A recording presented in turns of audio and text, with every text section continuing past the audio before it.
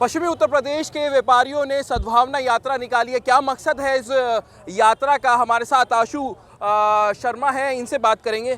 क्या पूरा यात्रा का मकसद है और कहां से कहां तक हुई है ये? आज पश्चिम उत्तर प्रदेश संयुक्त व्यापार मंडल के द्वारा मेरठ जनपद के अंदर पश्चिम उत्तर प्रदेश के विभिन्न जनपदों के इसमें आज व्यापारी शामिल हुए हैं। व्यापारी सद्भावना यात्रा के रूप में हमने इसे आज निकाला है।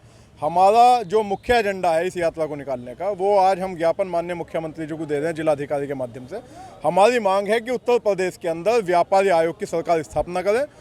लगातार व्यापारियों के ऊपर जो सरकारी अधिकारियों के द्वारा उत्पीड़न होता है, माफियाओं के द्वारा उत्पीड़न होता है, उस उत्पीड़न की शिकायत लेकर अगर व्यापारी थाना, पुलिस या किसी संबंधित विभाग में जाता है तो वहाँ उसका डबल उत्पीड़न होता है। उत्पीड़न किस तरीके से होता है वो? उत्पीड़न होता है व्यापारियों का जीएसटी विभाग के द्वारा, उत्पीड़न होता है व्यापारी का सेल टैक्स के द्वारा, उत्पीड़न होता है व्यापारी का पुलिस प्रशासन के द्वारा, उत्पीड़न होता है व्यापारी का बिजली विभाग के द्वारा। कुल मिला के हमारा ये मानना है कि व्यापारी समाज को शासन प्रशासन ने दुधारू गाय मान रखा है। जब चाहे दूध निकाल लेते हैं और उसके अलावा टैक्स देने के अलावा व्यापारी की समस्याओं को समाधान करने का कोई किसी प्रकार का साधन नहीं है। कितने व्यापारी आपके साथ जुड़े हुए हैं और इसमें यात्रा में कितने हैं?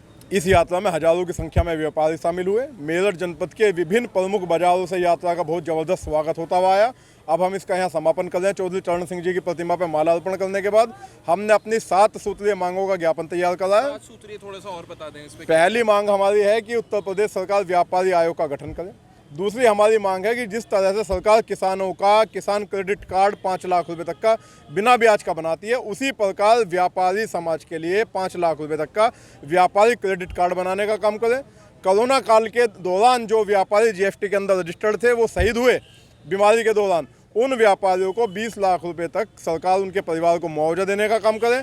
जिस तरह से सरकार ने व्यापारियों के साथ दुर्व्यवहार वाली भावना अपनाई है, हमने ये मांग करी है कि व्यापारियों को सब्सिडी के आधार पर लोन मुहैया कराया जाए और सरकार अपने मैनिफेस्टो में कोई भी पार्टी हो, जब भी 2024 का चुनाव आने वाला, उससे पहले 2022 का चुनाव हुआ, उससे पहले 2019 का चुनाव हुआ, सभी राजनीतिक दल चुनावी मैनिफेस्टो में किसानों के कर्जा माफ़ की बात करते हैं। हम सहमत हैं, होना चाहिए, लेकिन व्यापारी समाज जो देश की अर्थव्यवस्था की रीढ़ है उसका भी तो कर्जा माफ़ होना चाहिए। व्यापारी समाज कोरोना काल से लड़ता चला आया, उससे पहले नोटबंदी हुई, व्यापारी समाज की कमर टूटी, जीएसटी लगाई गई जबरदस्ती व्यापारियों के ऊपर, उस जीएसटी से व्यापारियों की कमर टूटी। हमारा ये मानना है कि 5 लाख रुपए तक का व्यापारियों का भी कर्जा सरकार माफ करने का काम करे। आपसे बात करते हैं, परिचय देते हुए बताइएगा, क्या ईज ऑफ डूइंग बिजनेस जो कहा जाता है कि ईज ऑफ डूइंग बिजनेस है अब यूपी सरकार में, क्या है या नहीं? मैं पश्चिम उत्तर प्रदेश संयुक्त व्यापार मंडल के जिला अध्यक्ष विजय ओबराय। मैं ये कहना चाहता हूँ, आज की डेट में अगर सबसे ज़्यादा शोषित है तो व्यापारी है। व्यापारी बिजली के नाम पे, टैक्स, जीएसटी के नाम पे जो छापे पड़ते हैं वो आए दिन उससे शोषित होता है। उसके बाद जैसे हमारे प्रदेश अध्यक्ष मंत्री आशु शर्मा जी ने कहा कि एक व्यापारी टैक्स भी बधाने बनना चाहिए, क्योंकि व्यापारी ही देश का अन्नदाता है और इस चीज़ को सरकार भूलते हुए उसी को ही शोषण करती है, उसी के चक्कर लगाने पड़ते हैं। अगर आज किसी व्यापारी के यहाँ चोरी होती है, डकैती होती है, गोली चल जाती है, किसी का मर्डर होता है, तो उसी का पीड़ित जो पक्ष है वह उसका फैमिली है वो चक्कर लगाती रहती है, उसका रिपोर्ट तक दर्ज नहीं होती। ऐसा क्यों? हम चाहते हैं कि व्यापारियों की मदद हो, क्योंकि व्यापारी सही मायने में व्यापार जो अगर चलता है वो सारा व्यापारी जो टैक्स होता है वो व्यापारियों के नाम से ही पूरे देश को जाता है, जिससे हर अधिकारी को तनख्वाह जाती है। हाँ, आप भी व्यापारी हैं? जी।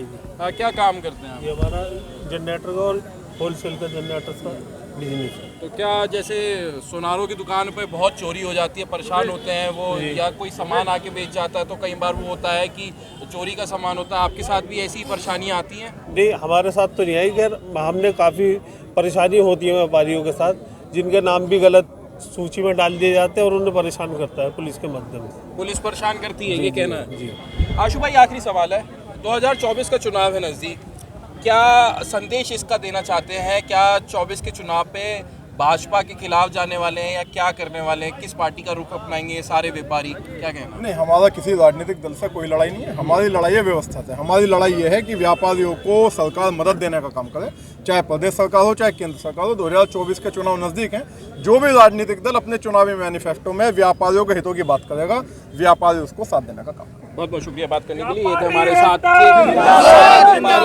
और इन्होंने सद्भावना यात्रा निकाली है, जिनका ये कहना है कि हमारी जो मांग है वो चाहे कोई सी भी सरकार हो, चाहे वर्तमान में सरकार हो या आने वाले समय में अगर सरकार बदलती है तो उनको व्यापारियों के हित में काम करना चाहिए। और जिस तरीके से इन्होंने बताया है कि इनका कहना है कि जीएसटी का अगर बात करें तो जीएसटी के अधिकारी इनको परेशान करते हैं, पुलिस परेशान करती है। ये सारे तमाम आरोप व्यापारियों द्वारा यहाँ लगाए गए हैं। अनमोल शर्मा, TV9 उत्तर प्रदेश, मेरठ।